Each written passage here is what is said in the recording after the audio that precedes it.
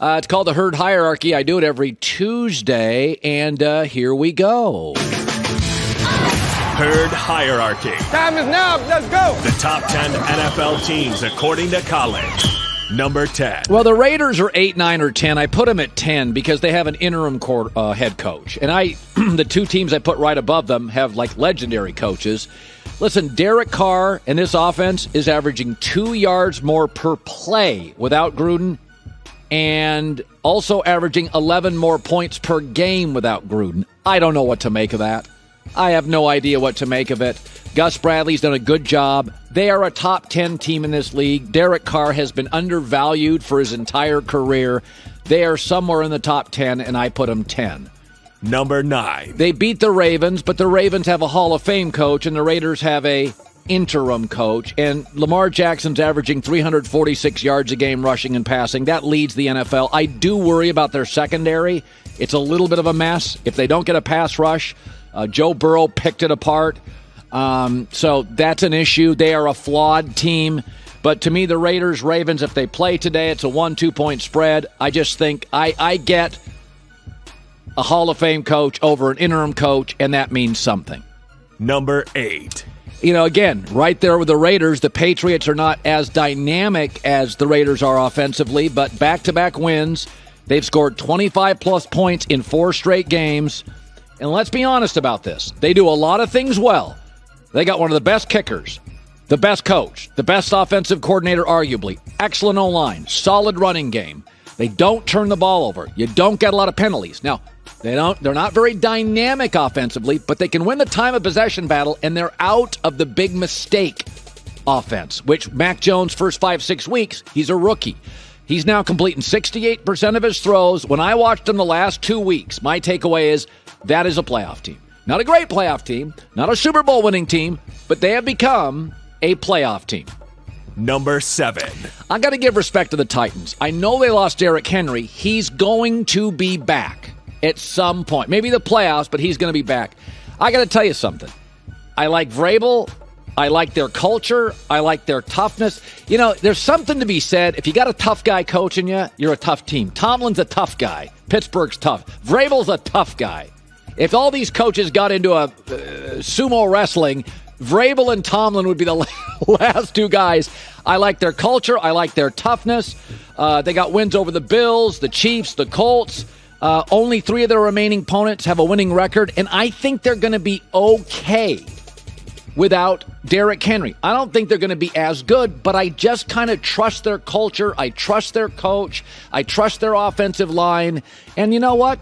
Tannehill's good enough to scrap around here for the next 6 weeks until King Henry comes back. Number 6. Buffalo outplayed. Tennessee lost, but they outgained them, out-time of possessed them. Buffalo's really good. I probably have them low. Number 1 offense, number 1 defense. Their pass rush is great. Their offense, they stalled for 2.5 quarters against 3 quarters against Miami. They couldn't. They was 3-3 at home. So their offense goes into these dead spots. Cole Beasley's now banged up, but 7th straight win over Miami. They give you the explosiveness of a great team and the pass rush of a great team. Almost every great team in league history, their quarterback's comfortable and yours isn't. And nobody makes your quarterback less comfortable this year than Buffalo. Number 5. Listen, Tampa lost to the Saints. That's Tom Brady's kryptonite. He's 0-3 against the Saints in the regular season.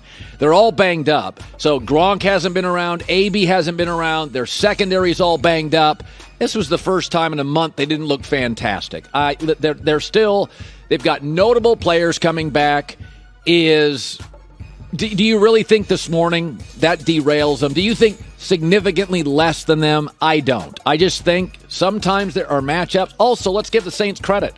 The Saints defense has given Brady, the only team in the league that has consistently given Brady problems the last 2 years. Even in their playoff win, he wasn't great. So the Saints have him dialed up. It's a great coaching staff, and Tom met his kryptonite. Number 4. Rams. Von Miller will only make them better. They're averaging, and this is a big, I love this stat, 6.5 yards a play. That is a big Vegas stat. I mean, when you're averaging 6.5 a play, That's Arizona and the Rams. You can score on any play. Their defense also leads the NFL in sacks. Now they just added Von Miller. So what they're telling you basically, they're like Buffalo. We're going to make your quarterback really uncomfortable, and we can score at any moment. That's why Buffalo Rams, to me, I could certainly be argued into, that's your Super Bowl. Big play offense, and your quarterback's running for his life. That is a good recipe to play the final game of the NFL season. Number 3. But Arizona did beat them in L.A., so I've got to put Arizona ahead of them. I don't look at it too much as a negative, losing to Green Bay. They literally drove 94 yards down the field and had a chance to win the game, and if DeAndre Hopkins was in the game, they probably would have won it. So I don't think less of them. Kyler Murray's a little banged up, so I'm not going to keep him at 1 or 2, because right now, this morning, Kyler's playing at less than 100%, so I can't put him at 1 and 2, Arizona 3. Number 2. The fact that Dallas went on the road with Cooper Rush and was that explosive and that good in critical situations blew me away. Their offense is number 1 rated in the NFL, 455 yards a game. I mean, folks, Michael Gallup's not playing. DeMarcus Lawrence isn't playing. What I like about Dallas, every single unit has a playmaker. The secondary, Trayvon Diggs. Micah Parsons, linebacker. Randy Gregory up front. Zeke in the backfield. Amari and CeeDee Lamb. Every unit, their tight ends have emerged this year. Every unit has a playmaker. That also, to me, has a Super Bowl Sunday feel to it. Number 1. I got to give it up to Green Bay. That was the most impressed I've been with Green Bay since their Super Bowl year. Missing 11 starters, your defensive coordinator, go on the road and physically run the ball, push it right down Arizona's throat. Just take out the opening week. Just get rid of it. They've won 7 straight. They're not turning it over. Very few penalties. They run the football. They can win without Devontae Adams. Sometimes I'm more impressed with teams. What you do when things aren't perfect, that had blowout written all over it. On the road against a dynamic offense, and they totally controlled the game. I know it came down to one play. I thought they totally controlled it. By the way, Matt LaFleur is 33-7. 33-7 since he arrived in Green Bay. And Aaron's numbers are through the roof. So Aaron found his guy. You know what I mean? Stafford found his guy. Kyler's got his guy. Aaron found his guy. You play your entire career hoping to find that coach that completes you, gets you, hears you. Aaron found his guy. 33-7 with LaFleur. There it is. Hi, everybody. Thanks for watching. Subscribe here to get the latest from the show. Also, be sure to check out more of the best clips from The Herd or go watch a few segments from other shows on FS1.